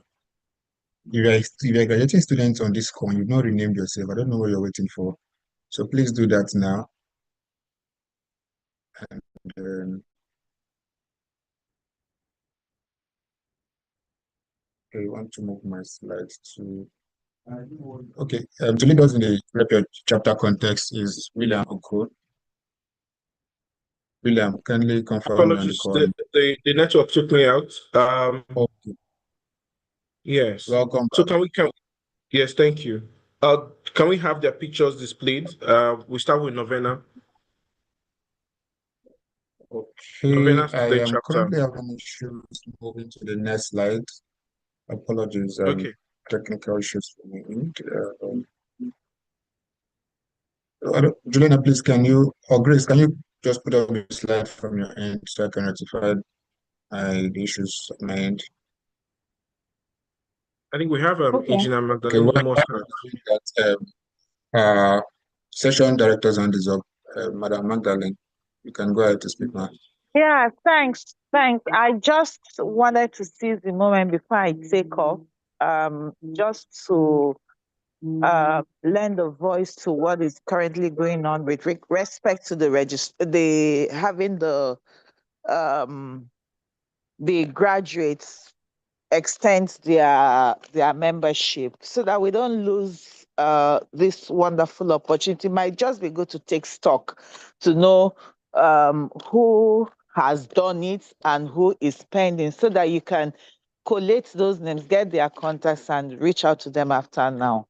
For some persons, it might be difficult to do it while they're on the call. So a follow-up would really be helpful so we don't lose this wonderful opportunity. But aside that, well done. You guys are doing so well, and I'm really, really immensely proud of your team and what you guys are doing. I know you guys will stand out, at the end of the day. Thank you so much. Well done.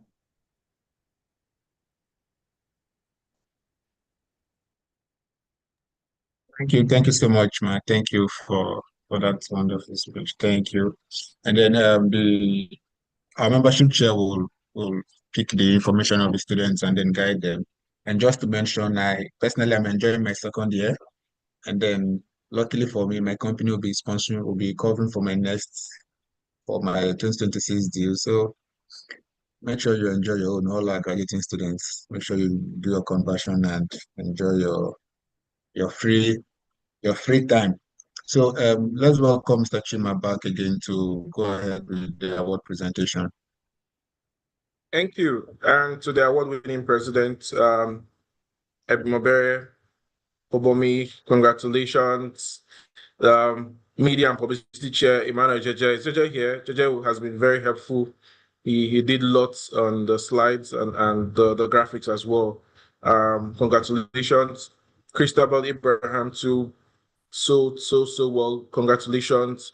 Isaac, congratulations, membership chair. We saw the numbers. We saw how you guys worked hard to bring the numbers up. And able treasurer Patricia Kuna for SP Novena. Please, the virtual clap, keep going. Thank you so much. Congratulations. And then we have Fupre, the 1,000 plus member team. And then we have David Kachuku, the energetic president, troublesome president. Congratulations. Uh, the presidents will miss you.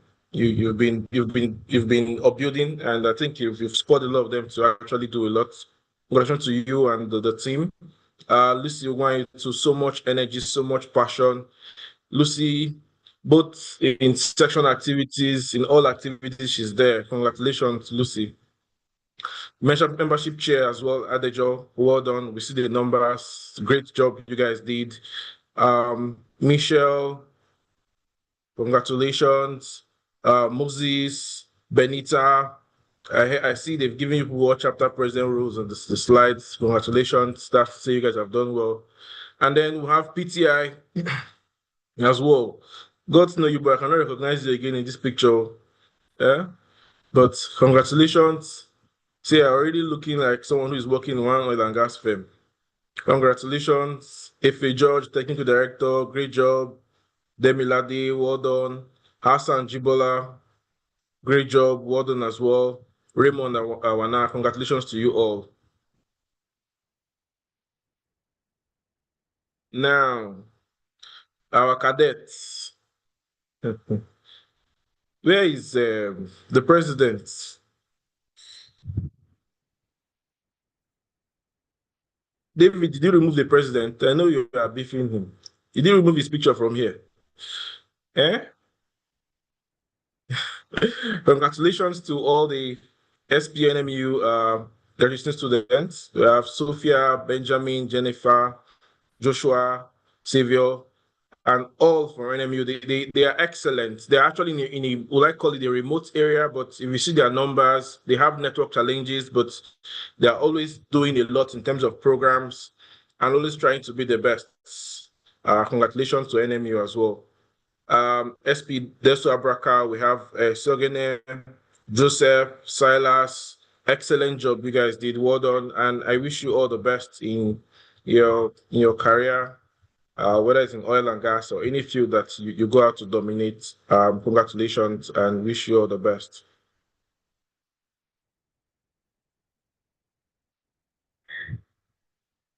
Okay, thank you so much, Mr. Chima. And then to Novena, I want to say congratulations. And to all our awardees from various chapters, congratulations. Your hard work has truly paid off.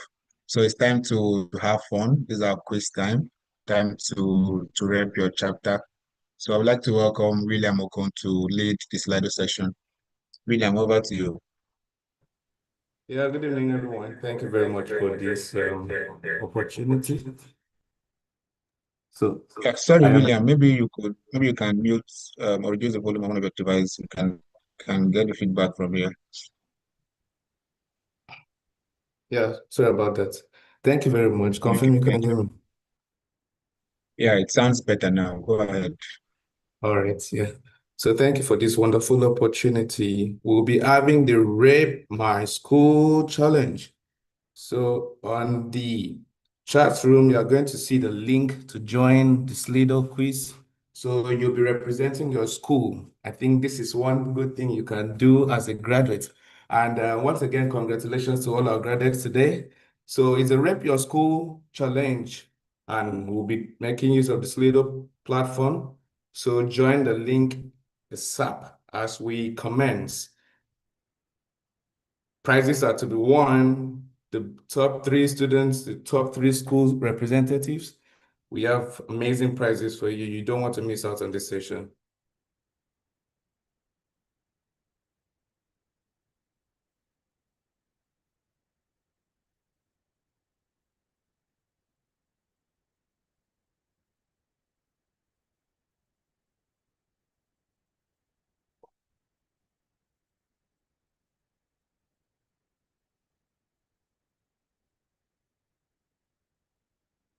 Can we have the participants rolling in?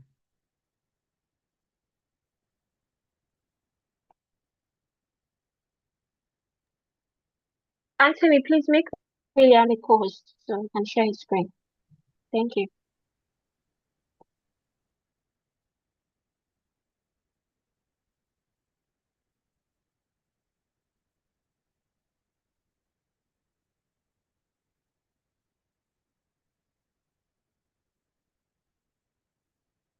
All right.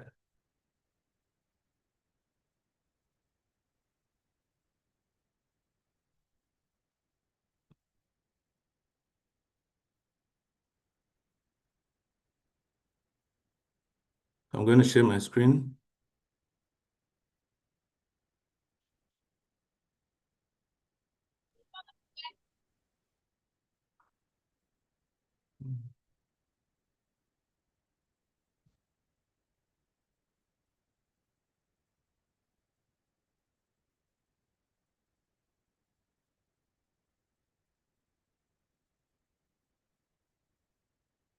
So at this moment, we don't have participants in. Can we have participants joining in?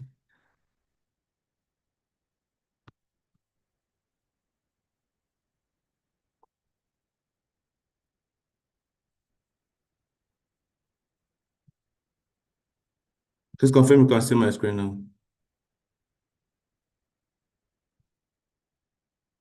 Yes, we can see your screen. All right. Please, do you have issues joining the little quiz room so we can start?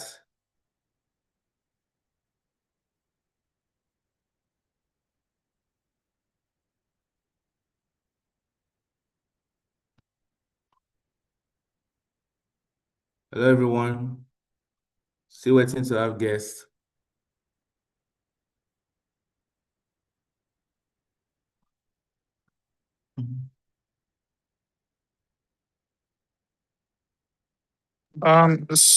Williams, kindly check. It's showing that there's no active poll. Maybe I've that's one started, of the challenge. I've started my post right now. Participants are joining. I'm still waiting to confirm. All right, participants are joining. Still waiting to see my participants. Okay, I have one person SI currently. One person SI, Benita Fupri Luli. All right, okay. We have Santos. All right, can we get more numbers? Oh, please. I would like you also to represent with your school name. Thank you very much. I think I missed out on that. Please let me know what school you are representing. We need a good number before we can begin.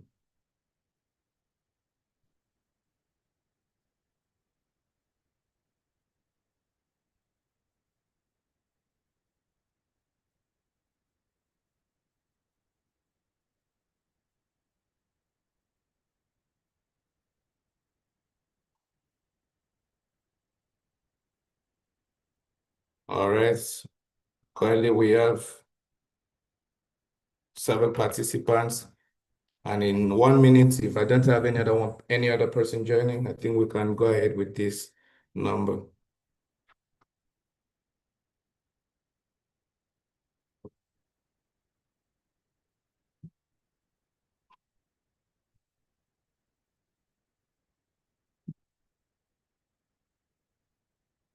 All right.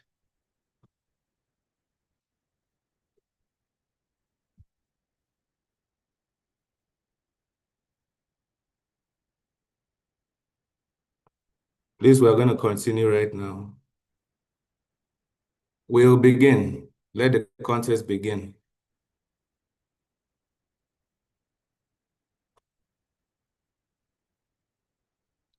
So our first question. Valves are opened in a clockwise direction. True or false? Valves are opened in a clockwise direction. True or false? So we have people saying true, we have people saying false. So what's the answer? Valves are not open in a clockwise direction. So for those of you going to the field, I think this is one thing worthy of note. Please take note. So we're moving over to the next question. But before I do that, I think my screen is not shared. Let's get to that right now. So you can see my screen now. Yeah. So Samson Osijo's product leadership spans several regions, which is correct. All right, which is correct. If you paid attention, you would know the best or most suitable answer. And what do we have here? South Africa, US, UK, Germany, and Kenya. So show your leaderboard. We have Sim leading SI second and AI come from FUPRI as in third place. So we will continue. Next question.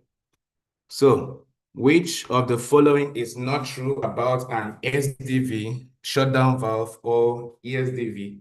ESD, emergency shutdown valve. Okay. So people are taking a critical safety device, typically a failed open valve, non-throttling valve. All right, which is correct? Reveal answer. Slater says it is typically a failed open valve. That is not true about an SDV. So an SDV is not a failed open valve. It's supposed to be failed closed when situation demands during emergency or fire. Please take note of that. What is our leaderboard saying? All right, Benita Fupri second, Sim in top spot, and SI in third place. Next question. Which approach best describes or best helps students build a strong professional profile while still in school? If you listen correctly, while still in school, our panelists made mention of this. Again, most accurate answer. Thank you very much. So speed and accuracy is key. Now let's see, what does Slido say? Lead initiatives and gain experience. This is the best attributes, right? As described or explained by our panelists. What does this leaderboard say? Okay, SI first, FUPRI second, SIM third. All right, we go ahead to the next question. What is the primary power source used to open a downhole surface control subsurface safety valve, right? Speed and accuracy. Is it pneumatic power, electrical power, hydraulic power? Tell me, what do you think? All right, so we've come to the end of that session. And what do we say? Reveal answer. Hydraulic power. So we use hydraulic power for our SCSSVs, all right? Generally across fields, especially here in Nigeria, right? So you can confirm that. So what does our leaderboard say? SI top, SIM second, and FUPRI third. All right. So we go over to the next question. Which of the following is not an emerging trend students should focus on to stay relevant in the energy industry? Take note, as mentioned by the speaker. As mentioned by the speaker, which is not as mentioned by the speaker. All right. What's your answer?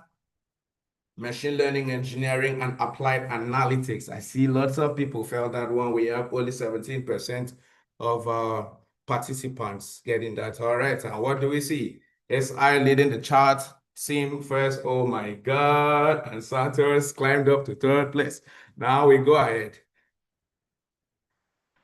Which flow regime provides a higher heat transfer coefficient? Please let me know your thoughts. Is it laminar flow, turbulent flow, or transitional flow? What do you think? All right. So our answer says turbulent flow. So turbulent flow is best for higher heat transfer coefficient. I could see a good number of people got that one right. I don't know if you guessed it, but again, whatever you did, keep doing it. Right? Our leaderboard says, All right, SI first, SIM second, and AI come from full play third. We go ahead. Turn problems into dash. What did the keynote speaker emphasize? We have possibilities, we have projects, and we have progress. Which is the most accurate answer? Possibilities, projects, and progress. Which is the most accurate answer? All right, timed out. So, reveal answer, projects. So our speaker said turn problems into projects and projects into progress. If you did pay attention, you get that one right. Okay, so our leaderboard says Sim first, SI second, and Santos third. Okay, we continue. All right, do not give up. Fastest fingers, speed, and accuracy. We have some more to go. All right. Converts chemical energy of fuel into mechanical shaft power through continuous combustion and expansion of high velocity gases across rotating blades. This describes, is it a compressor, gas turbine, or positive displacement pump? All right, reveal answer. We have a gas turbine. Yes, this base describes a gas turbine. For a centrifugal pump, you just have your impeller and your diffusers. For your positive displacement pumps, it's just a shaft to push, right? So definitely this is a gas turbine. Who is leading? SI first, SIM second, yeah, I come from FUPRI third. Amazing one. We are having this title, right? And we go ahead to the next question. This is the second to the last. Separates multi-component liquid mixtures based on differences in volatility using repeated vapor liquid equilibrium stages. This best describes what equipment? All right, reveal answer. All right, fractionation column or your distillation column. Okay, 100% got that. Okay, good one, nice one, perfect. That's amazing. And we still maintain the board. SI SIM, oh, Fupri coming in third. All right, okay, Fupri was still in third, yeah. So we maintain that board. All right. So who is the YP membership lead for section 104? This is your last chance. Who is the YP membership lead for section 104? This is your last chance. Oh my God, oh my God. I could see people going down. I could see people going down. All right, let's see what this is. Reveal answer, Miss Silva Tega Obo. All right, we got 60%, 50% got that right, and that's it, and that's it. The final leaderboard, who is first, who is second, and who is third in the Rep My School Challenge for the ASGS 2025 edition. And we have, okay, SI first place, is SIM second place, and AI come from Footprint third place. All right, please, for SI and SIM, I would like you to please drop the school you're representing in the come to the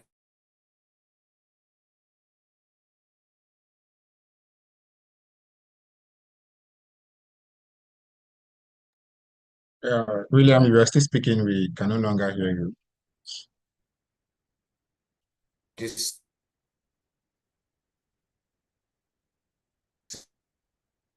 Hello, William. Can you hear me? you and have validation. Enjoy yourself. Please, can we? Okay. Thank you so much, William, for leading that session. Well, if you ask me, the challenge was to represent a student chapter. So SI and SIM, I don't know which student chapter was represented there. Okay, oh, thank God I wasn't the quiz master, because if I was the quiz master, you would definitely not get that prize. So moving on. Okay, thank you, Juliana.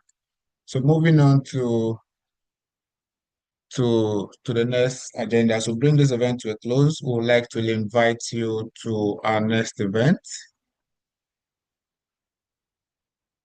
We'd like to invite you to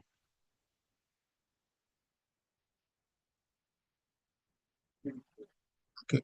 Juliana, can you help me with the slide, please?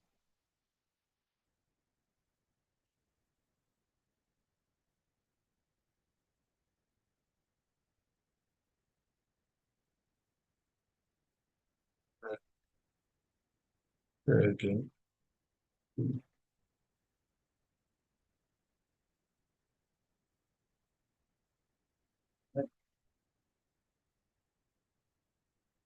Can can anyone see my slide now?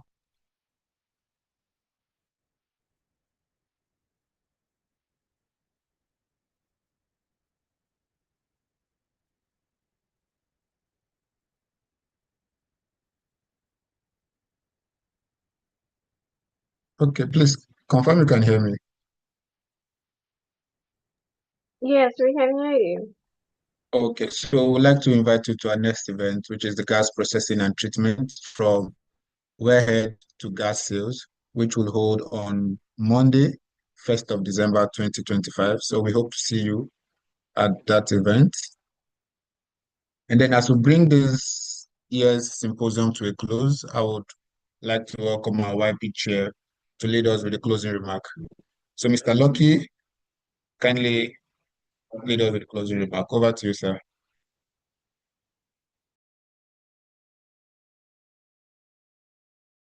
All right.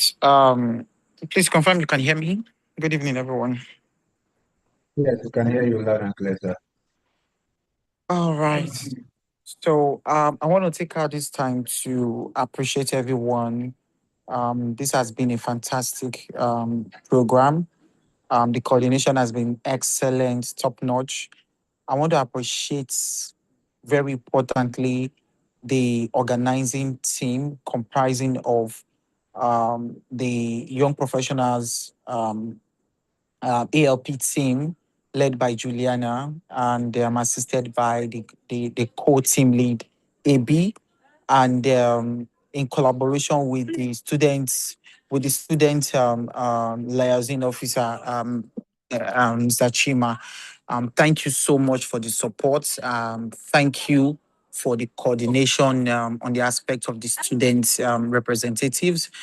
Thank you all the YPs who put in tireless efforts to ensure the success of this event. You can see the coordination from start to the end. The volunteers from the various chapters who have been behind the scene to ensure the success of today's event. Thank you so much. I can't begin to start mentioning all the names. I want to thank you very much. Thank you most especially our indefatigable section chair, Dr. Adituna, for his support, for his unwavering support in ensuring that this event come to light. Thank you, everyone. Thank you to our immediate past and YP chair, who was also there to support the team behind the scene. Thank you. Also, I want to appreciate our speakers, from the keynote speakers to the panelists. Thank you so much. I can remember, reaching out to the African regional um, of I'm just Ola Davies, right? He had a quite busy schedule, as well as uh the Lagos, the immediate past section chair of Lagos chapter, Mr. Dolapo, Mr. Oladipo rather, yeah. Thank you so much. They had quite busy schedule today, but they still took out that time to be part of the program. I want to really appreciate everyone. Thank you to the student community. Thank you to everyone who have stated this time is an over 2 hours event, and we've taken out this time out of our busy schedule to be part of the program. I want to really, really appreciate every one of you. I hope that the lessons we've learned from today's session, they stay with us, and we put them into practice. And trust me, 2 years ago, 3 years ago, this was the same journey for me, and today it is a different story entirely. So let's keep volunteering. Let's keep working closely with the section, and I hope to see you guys on top. Thank you very much, and back to you, the moderator. Thank you so much, YP chair. Thank you for that amazing closing remark. But we can afford to close this event without showing you our dogged volunteers who have put together this event and then helping our students graduate into the YP forum officially. So to all our volunteers, we want to say thank you. And then to our distinguished guests, our distinguished keynote speakers, our senior members that have joined us on the call, our volunteers, and everyone who have joined us on this call, want to say thank you to you. And to the class of 2025, like our keynote speaker said, he said, how far you go in your career depends on your network. He said, how far you can go in your career depends on your network. And then he went further to say, SP is a dependable network. So now you have a dependable network. Go forth and make great impact in the industry. Thank you, and then see you at the next SP event. Bye.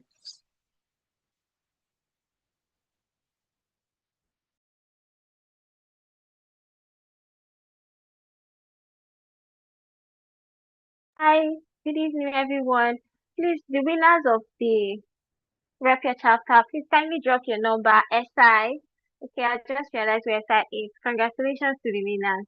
Please drop your number for a little token from the section. Okay, have a good night rest. Okay. Thank you so much, everyone. My amazing team. Thank you to IP Chair, Mr. Lucky, for staying up till this moment. Thank you to all the graduates. If you're still on this call by this time, you are the VVIP. My colleague, who is also a graduate, Ms. Ebby. Thank you so much. I Thank see you. you. Thank you. My wonderful moderators, Mr. Anthony. Huh? I can also see Miss Francisca. She's still on the call. Thank you. Thank you. Well done, everyone. The success. Oh, I can also see our Slido quiz master, Mr. William Oko. Thank you for such a great question. Thank you so much for everything. Oh, Mr. Amos, my career and technical, my publicity chair. Thank you so much, Mr. Amos. I saw Gene, the president of SP Delcy chapter. Thank you. Thank you. Please, I still want to see you active now that you're a YP, okay? Thank you. Confidence from PCI. Thank you for staying. All right.